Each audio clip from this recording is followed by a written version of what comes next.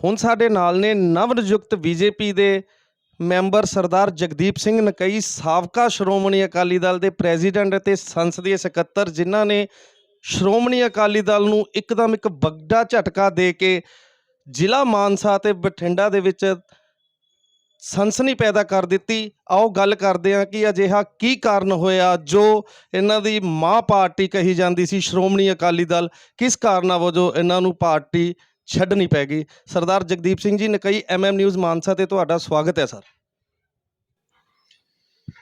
Sir, ਮੈਂ ਸ਼ੁਕਰਗੁਜ਼ਾਰ ਹਾਂ ਸਾਸਵੀਰ ਸਿੰਘ ਬਾਦਲ ਦਾ, ਤੇ ਜੋ ਅੱਜ ਹਾਂ ਉਹਨਾਂ ਦੀ ਬਦੌਲਤ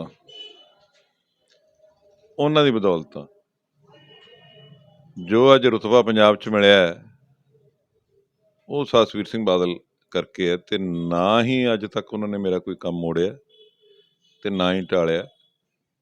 ਤੇ ਵਾਹਦ ਮੈਂ ਹੀ ਕਿਹਾ ਜਾ ਸੱਜਣਾ ਜਿਹੜਾ ਕਿ ਜੋ ਕੁਝ ਵੀ ਕਹਾਂ ਉਹ ਗੱਲ ਸੁਣ ਲੈਂਦੇ, ਮੰਨ ਲੈਂਦੇ। ਅਕਾਲੀ ਦਲ, ਸ਼੍ਰੋਮਣੀ ਅਕਾਲੀ ਦਲ ਤੇ ਬੀਜੇਪੀ ਦਾ ਇੱਕ ਪੁਰਾਣੀ ਸਾਂਝ ਸੀ। ਤੇ ਮੈਨੂੰ ਯਾਦ ਹੈ, ਜੇ ਛੋਟੇ ਹੁੰਦੇ ਇਹ ਗੱਲ ਮੈਂ ਕਰਦਾ 68-69 ਦੀ, ਉਦੋਂ ਇੱਕ ਪਾਸੇ ਤੱਕੜੀ ਦਾ ਝੰਡਾ ਹੁੰਦਾ, ਇੱਕ ਪਾਸੇ ਦੀਪਕ ਹੁੰਦਾ, ਜਨਸੰਘ ਦਾ ਝੰਡਾ। ਕਮਲ ਦਾ ਬਾਅਦ ਚ ਹੈ। ਤੇ ਬਹੁਤ ਪੁਰਾਣੀ ਸਾਂਝ ਸੀ। ਤੇ ਅਕਾਲੀ ਦਲ ਇੱਕ ਸਧਾਰਨ ਬੰਦਿਆਂ ਦੀ ਪਾਰਟੀ ਸੀ, ਸਾਦੇ ਬੰਦਿਆਂ ਦੀ ਪਾਰਟੀ ਸੀ, ਸਾਦੇ ਜਥੇਦਾਰਾਂ ਦੀ ਪਾਰਟੀ ਸੀ। ਚਾਹੇ ਕੋਈ ਜੱਟ ਸਿੱਖ ਸੀ, ਚਾਹੇ ਕੋਈ SC ਸੀ, ਚਾਹੇ ਕੁਛ ਹੋਰ ਸੀ। ਪਰ ਅਸੀਂ ਜਿਹੜੇ ਆਪਦੇ ਸਿਧਾਂਤ ਸੀ, ਮੇਨ ਦੋ ਸਿਧਾਂਤ ਸੀ, ਸਿੱਖੀ ਤੇ ਕਰਸਾਣੀ, ਉਹਨਾਂ ਤੋਂ ਅਸੀਂ ਆਹਿਸਤਾ ਕਰਕੇ ਪਾਸੇ ਹਟਦੇ ਜਾਂਦੇ ਰਹੇ। ਮੈਨੂੰ ਇਹ ਵੀ ਯਾਦ ਹੈ ਵੀ ਜਦ ਵੀ ਕੋਈ ਮੀਟਿੰਗ ਹੁੰਦੀ ਸ਼੍ਰੋਮਣੀ ਅਕਾਲੀ ਦਲ ਦੀ, ਉਹ ਕਿਸੇ ਹੋਰ ਸ਼ਹਿਰ 'ਚ ਨਹੀਂ ਸੀ ਹੁੰਦੀ। ਉਹ ਤੇਜਾ ਸਿੰਘ ਸਮੁੰਦਰੀ ਹਾਲ, ਗੋਲਡਨ ਟੈਂਪਲ ਹਰਿਮੰਦਰ ਸਾਹਿਬ ਦੇ ਸਾਹਮਣੇ ਜਿੱਥੇ ਹੈ ਜੀ, ਉੱਥੇ ਉਹ ਹੁੰਦੀਆਂ ਮੀਟਿੰਗਾਂ ਹੁੰਦੀਆਂ, ਉੱਥੇ ਵਿਚਾਰ ਵਟਾਂਦਰੇ ਹੁੰਦੇ ਤੇ ਉੱਥੇ ਗੱਡੀ ਚੱਲਦੀ। ਉਹ ਤਾਂ ਗੱਲਾਂ ਹੀ ਹੈ ਨਹੀਂ ਹੁਣ। ਤੇ ਇਹਨਾਂ ਗੱਲਾਂ ਕਰਕੇ ਮਨ ਦੁਖਦਾ ਵੀ ਹੈ। ਤੇ ਫਿਰ ਮੋਦੀ ਸਾਹਿਬ ਨੇ ਜੋ ਕੁਛ ਸਿੱਖ ਕੌਮ ਵਾਸਤੇ ਕੀਤਾ, ਮੈਂ ਕਹਿੰਦਾ ਕਿਸੇ ਨੇ ਨਹੀਂ ਕੀਤਾ। ਠੀਕ ਹੈ, ਆ ਬੜਾ ਘੋਲ ਚੱਲਿਆ ਕਿਸਾਨੀ ਅੰਦੋਲਨ ਦਾ, ਤੇ ਤਕਰੀਬਨ ਸਾਲ ਸਵਾ ਸਾਲ ਲੋਕ ਉੱਥੇ ਬੈਠੇ ਰਹੇ ਹੈ, ਜੂਝਦੇ ਰਹੇ ਹੈ। ਤੇ ਪਰ ਉਹ ਇਹੀ ਗੱਲ ਕਹਿੰਦੇ ਰਹੇ ਹੈ ਕਿ ਵੀ ਲੋਕ ਸਮਝ ਨਹੀਂ ਸਕੇ, ਵੀ ਆਹਿਸਤਾ ਸਮਝਣਗੇ ਵੀ ਸ਼ਾਇਦ ਇਹ ਚੰਗਾ ਸੀ। ਚਲੋ, ਇਸ ਗੱਲ ਨੂੰ ਪਾਸੇ ਕਰਦੇ ਹੋਏ ਜਿਹੜੇ ਮੈਂ ਕਹਿੰਦਾ ਵੀ ਅਸੀਂ ਹਮੇਸ਼ਾ ਇਹ ਗੱਲ ਕਹਿੰਦੇ ਸੀ ਕਿ 1984 ਦੇ ਦੰਗਿਆਂ ਦੇ ਦੋਸ਼ੀਆਂ ਨੂੰ ਸਜ਼ਾ ਮਿਲਣੀ ਚਾਹੀਦੀ ਆ। ਉਹ ਸਜ਼ਾ 'ਚ ਮੋਦੀ ਸਾਹਿਬ ਨੇ ਦਵਾਈ ਕਟਹਿਰੇ 'ਚ ਦਵਾਏ, ਜੇਲ੍ਹਾਂ 'ਚ ਬੰਦ ਕਰਾਏ। ਤੇ 1984 ਦੇ ਜਿਹੜੇ ਦੰਗਾ ਪੀੜਤ ਸੀ ਉਹਨਾਂ ਨੂੰ ਮੁਆਵਜ਼ਾ ਦਿੱਤਾ। ਫਿਰ ਇੱਕ FCRA ਕਰਕੇ ਹੈ, ਜਿਹੜਾ ਕਿ ਫੋਰਨ ਐਕਸਚੇਂਜ ਅਕਾਊਂਟ, ਜਿਹੜਾ ਕਿ ਕੋਈ ਵੀ ਬਾਹਰੋਂ ਪੈਸਾ ਆਉਂਦਾ ਉਹ 'ਤੇ ਟੈਕਸ ਲੱਗਦਾ ਸੀ, ਉਹ 84 ਤੋਂ ਬੰਦ ਸੀ, ਜਿਹੜਾ ਕਿ ਦੁਬਾਰਾ ਬਹਾਲ ਕੀਤਾ। ਸਰ, ਤੁਹਾਡੇ ਕਹਿਣ ਮੁਤਾਬਕ ਬਿਲਕੁਲ ਸਹੀ ਹੈ ਵੀ ਸ਼੍ਰੋਮਣੀ ਅਕਾਲੀ ਦਲ ਆਪਦੇ ਸਿਧਾਂਤਾਂ ਤੋਂ ਪਰੇ ਹਟ ਕੇ, ਸਿੱਖੀ ਤੋਂ ਪਰੇ ਹਟ ਕੇ ਕਿਸਾਨੀ ਦੇ ਉਲਟ ਹੋ ਗਈ। ਪਰੰਤੂ ਮੌਜੂਦਾ ਸਮੇਂ ਦੇ ਵਿੱਚ ਵੀ BJP ਨੂੰ ਕਿਸਾਨ ਹੈ ਜੋ ਸਭ ਨਾਲੋਂ ਵੱਡਾ ਦੁਸ਼ਮਣ ਮੰਨਦੇ ਨੇ।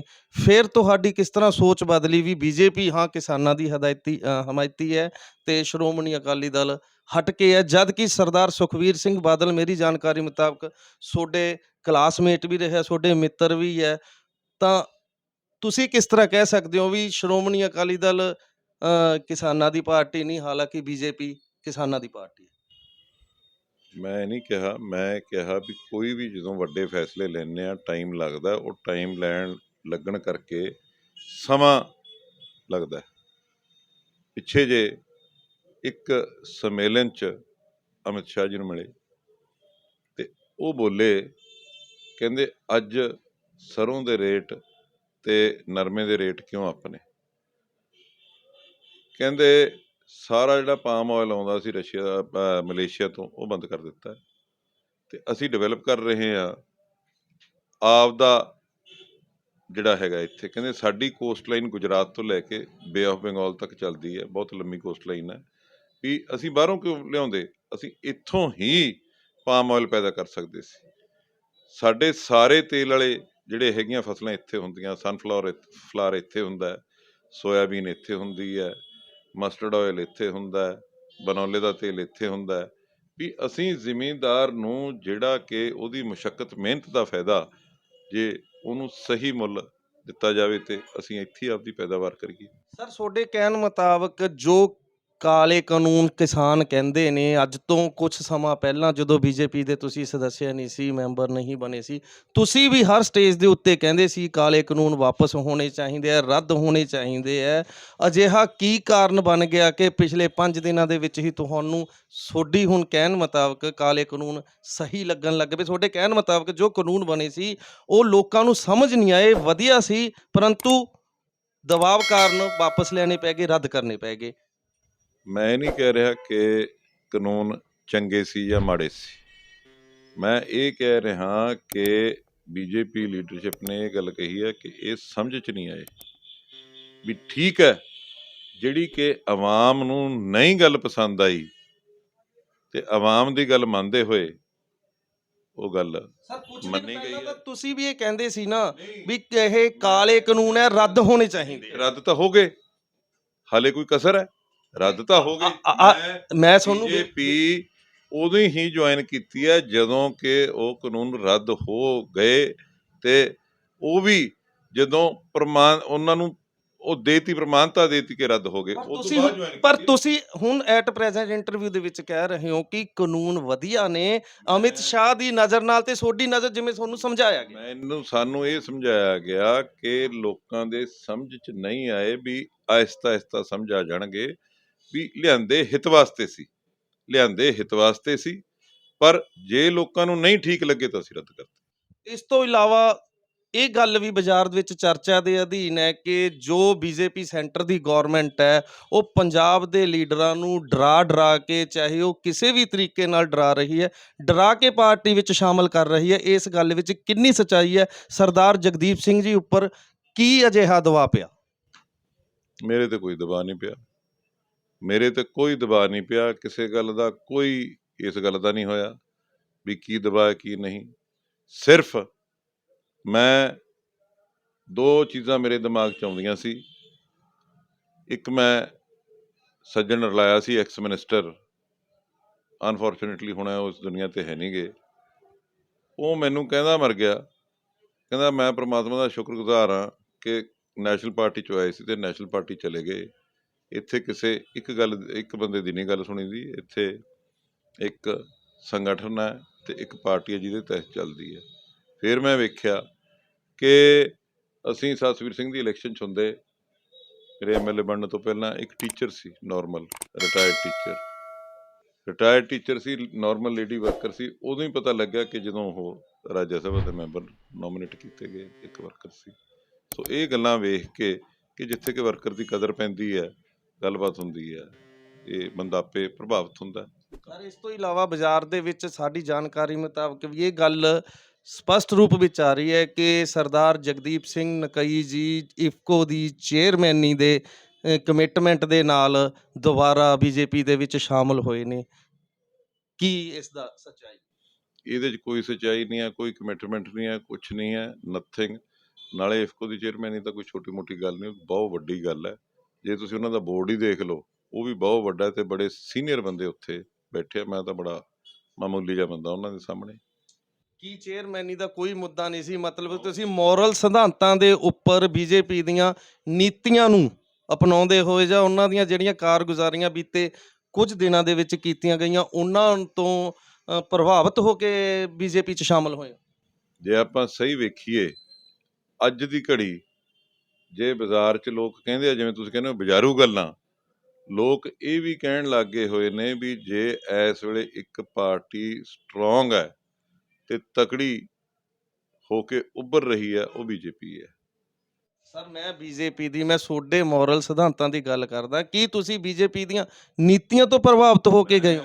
ਇਸ ਗੱਲ ਕਰਕੇ ਬੀਜੇਪੀ ਜੁਆਇਨ ਕੀਤੀ ਹੈ। ਤੁਸੀਂ ਬੇਨਤੀ ਸੁਣ ਲਓ, ਅੱਜ ਦੀ ਘੜੀ ਕਾਂਗਰਸ ਦੇਖ ਲਓ, ਖਿਲਰੋ ਖਿਲਰੀ ਪਈ ਹੈ, ਹਰੇਕ ਥਾਂ 6-6 7-7 ਉਹਨਾਂ ਦੇ ਕੈਂਡੀਡੇਟ ਨੇ। ਫਿਰ ਆਪ ਦਾ ਦੇਖ ਲਓ, ਕੋਈ ਉਹਨਾਂ ਦਾ ਡਿਸਪਲਿਨ ਨਹੀਂ, ਕੁਛ ਨਹੀਂ ਹੈ, ਠੀਕ ਹੈ ਜੀ।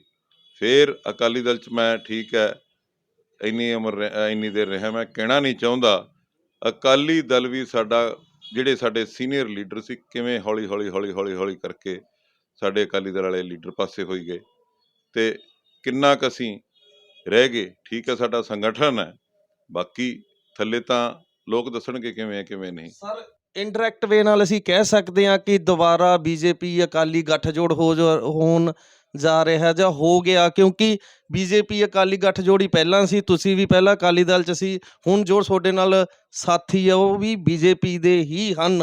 ਇਨਡਾਇਰੈਕਟ ਵੇ ਨਾਲ, ਔਨ ਪੇਪਰ ਨਹੀਂ, ਆਫ ਦਾ ਪੇਪਰ ਤਾਂ ਫਿਰ ਆਪਾਂ ਕਹਿ ਦਈਏ ਦੁਬਾਰਾ ਫਿਰ ਅਕਾਲੀ ਦਲ ਤੇ ਬੀਜੇਪੀ ਦਾ ਗੱਠਜੋੜ ਹੋ ਗਿਆ।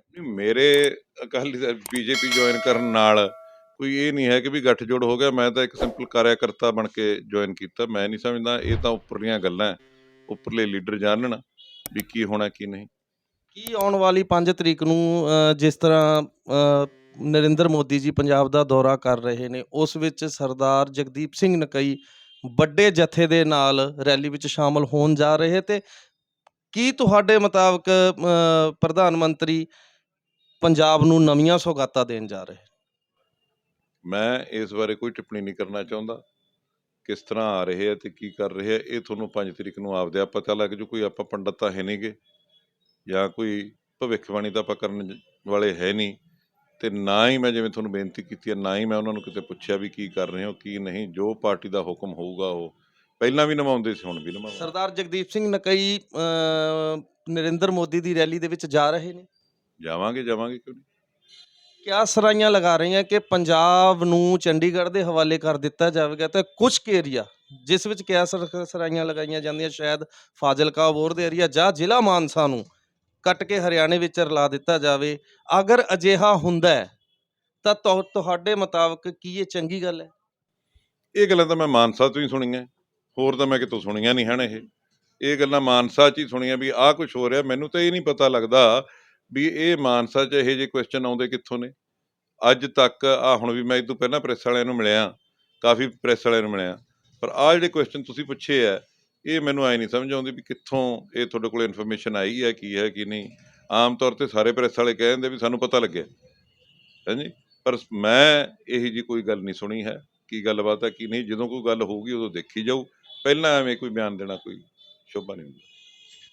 ਅਸੀਂ ਵੀ ਚਾਹੁੰਦੇ ਹਾਂ ਕਿ ਸਰਦਾਰ ਜਗਦੀਪ ਸਿੰਘ ਨਕਈ ਜਿਸ ਸਿਧਾਂਤਾਂ ਦੇ ਆਧਾਰ ਤੇ ਬੀਜੇਪੀ ਦੇ ਵਿੱਚ ਸ਼ਾਮਲ ਹੋਏ ਆ, ਬੀਜੇਪੀ ਦੀਆਂ ਨੀਤੀਆਂ ਨੂੰ ਦੇਖ ਕੇ ਸ਼ਾਮਲ ਹੋਏ ਆ, ਮਾਨਸਾ ਦੇ ਲੋਕ ਵੀ ਚਾਹੁੰਦੇ ਨੇ ਕਿ ਸਰਦਾਰ ਜਗਦੀਪ ਸਿੰਘ ਦਾ ਜੋ ਰੁਤਬਾ ਸ਼ਹਿਰ ਮਾਨਸਾ ਦੇ ਵਿੱਚ ਹੈ, ਰਸੂਖ ਸ਼ਹਿਰ ਮਾਨਸਾ ਦੇ ਵਿੱਚ ਹੈ, ਮਾਨਸਾ ਦੇ ਲੋਕਾਂ ਦੀ ਮੁੜ ਕੇ ਸੇਵਾ ਕਰਨ। ਸਾਡੀਆਂ ਵੀ ਤੁਹਾਨੂੰ ਬਹੁਤ ਬਹੁਤ ਸ਼ੁਭਕਾਮਨਾਵਾਂ, ਅਤੇ ਬੀਜੇਪੀ ਦੀ ਨਵੀਂ ਸਦੱਸਤਾ ਵਿੱਚ ਸ਼ਾਮਲ ਹੋਣ ਤੇ ਵੀ ਤੁਹਾਨੂੰ ਬਹੁਤ ਬਹੁਤ ਮੁਬਾਰਕਾਂ। MM ਨਿਊਜ਼ ਨਾਲ ਗੱਲ ਕਰਨ ਲਈ ਤੁਹਾਡਾ ਬਹੁਤ ਬਹੁਤ ਧੰਨਵਾਦ। शुक्रिया जी, मेहरबानी थोड़ी, धन्यवाद। चक्की में बने शुद्ध आटे की परंपरा को हमने निखारा है गुणवत्ता और पोषण से। अब हर घर में होगी सेहत और स्वाद जब बनेगी रोटियां KCL ऑर्गेनिक्स घराट आटे के साथ। खुशियों के मीठे और नमकीन पलों को और भी मजेदार बनाने के लिए इस्तेमाल कीजिए KCL ऑर्गेनिक्स घराट का ठंडा बेसन। अब पाएं गर्मी से राहत और सेहत का साथ। KCL ऑर्गेनिक्स घराट की शुद्धता से बने और पोषण से भरपूर सोया, जौ और चने के सत्तू के साथ। KCL Organics